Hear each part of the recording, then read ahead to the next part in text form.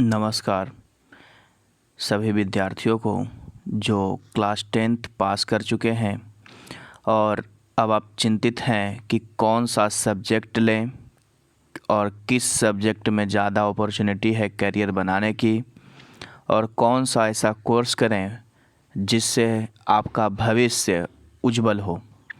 तो मैं आपको कुछ ऐसी जानकारी देने जा रहा हूं जो आपके लिए बहुत ही महत्वपूर्ण है, जिसे जानना आपको बहुत ज़रूरी है।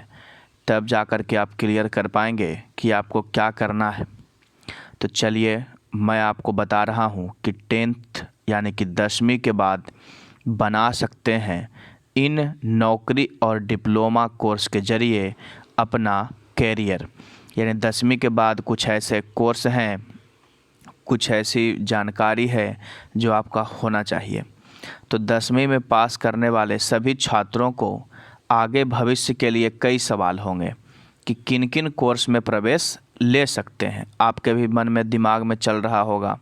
साथ ही कुछ छात्र 10वीं के बाद नौकरी भी करना चाहते होंगे, जिनके हालात सही नहीं हैं या फिर वो ऐसा कर गुजरना चाहते हैं जिससे वह जल्दी प्राप्त नौकरी कर लें। तो उनके लिए क्या सरकारी जॉब है, तो इसके बारे में मैं आपको अभी बता रहा हूँ। 10वीं के बाद आप किन कोर्स में प्रवेश ले सकते हैं वो भी मैं आपको बताऊंगा। आप सरकारी जॉब करना चाहते हैं तो इन संस्थानों में आवेदन कर सकते हैं। देखेंगे कि जो सबसे रेगुलर सबसे इम्पोर्टेंट जो बात होती है कि 10th की 10वीं जो है पास करने के बाद आप 11वीं में प्रवेश लेते हैं और इसमें आप विज्ञान, कला एवं वाणिज्य यानी कि साइंस, आर्ट्स और कॉमर्स, या तो आप साइंस लेते हैं या तो आप आर्ट्स लेते हैं या तो आप कॉमर्स लेते हैं।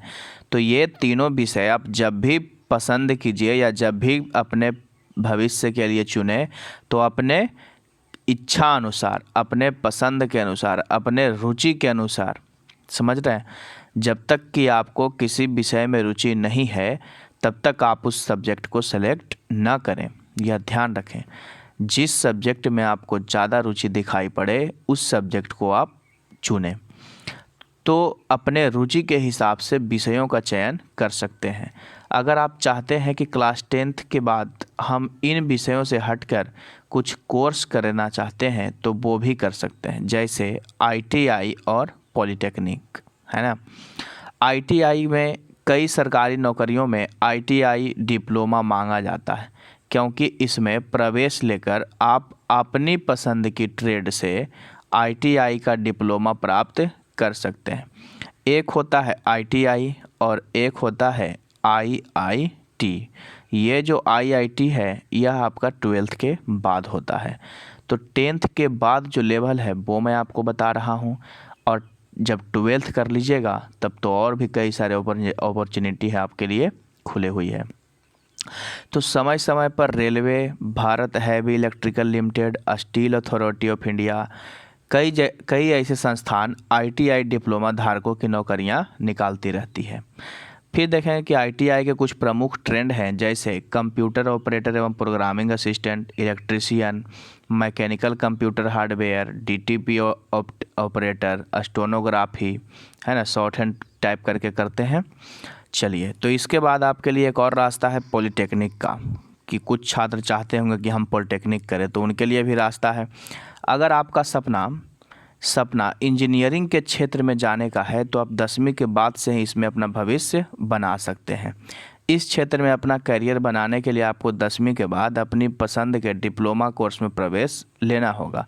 पॉलिटेक्निक कोर्स के बाद विद्यार्थी सीधे BTech द्वितीय वर्ष में दाखिला पा सकते हैं। कुछ राज्यों में पॉलिटेक्निक कोर्स में प्रवेश के लिए एंट्रेंस एग्ज़ाम देना जरूरी होता है, जो कि अभी परीक्षा अभी तो बंद है लेकिन हो जाएगा।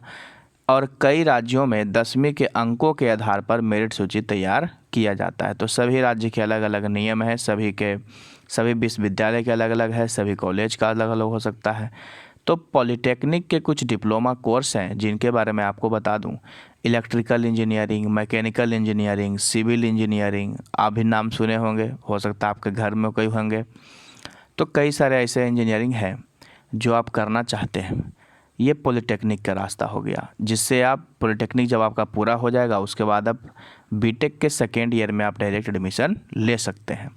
या आप आईआईटी यदि आप करना चाहते हैं तो आप 12th में पहले पढ़ लीजिए, 12th में अच्छा से तैयारी करिए JEE का, उसके बाद आप आईआईटी में सेलेक्ट हो जाइए। ठीक है, ऑटोमोबाइल भी है, इलेक्ट्रॉनिक एवं संचार भी है। ठीक ना।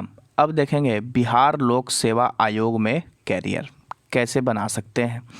तो 10वीं पास छात्र बिहार लोक सेवा आयोग द्वारा निकाले गए मोटर व्हीकल इंस्पेक्टर के पद पर भी आवेदन कर सकते हैं।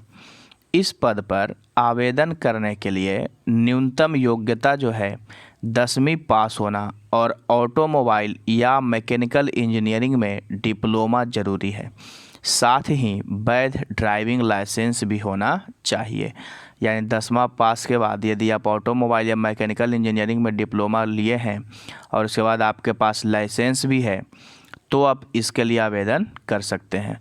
न्यूनतम आयु 18 वर्ष और अधिकतम आयु 37 वर्ष होता है, जबकि महिलाओं के लिए न्यूनतम आयु 18 वर्ष व अधिकतम आयु 40 वर्ष निर्धारित की गई है।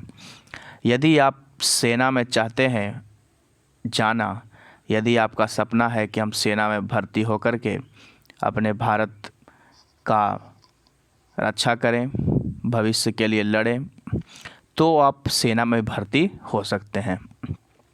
10वीं पास उम्मीदवार सेना में भर्ती हो सकते हैं सैनिक के पद पर। इस पद पर कार्य करने के लिए आपको शारीरिक क्षमताओं का परीक्षण किया जाता है।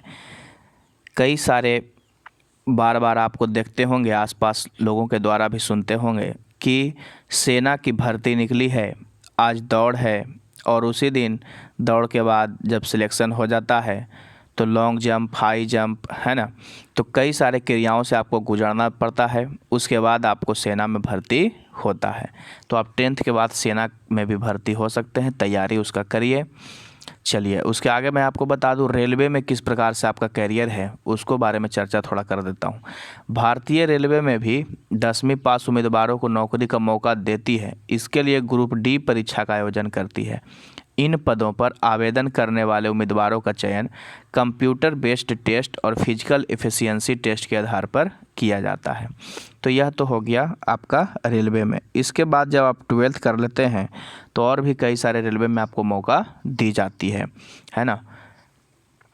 तो कई सारे आपके पास ऑप्शंस अभी खुले हुए हैं, अच्छा से सोच विचार करके आप अपना निर्णय लेंगे, क्योंकि अभी एडमिशन में भी बहुत समय है, कुछ समय है आपके पास।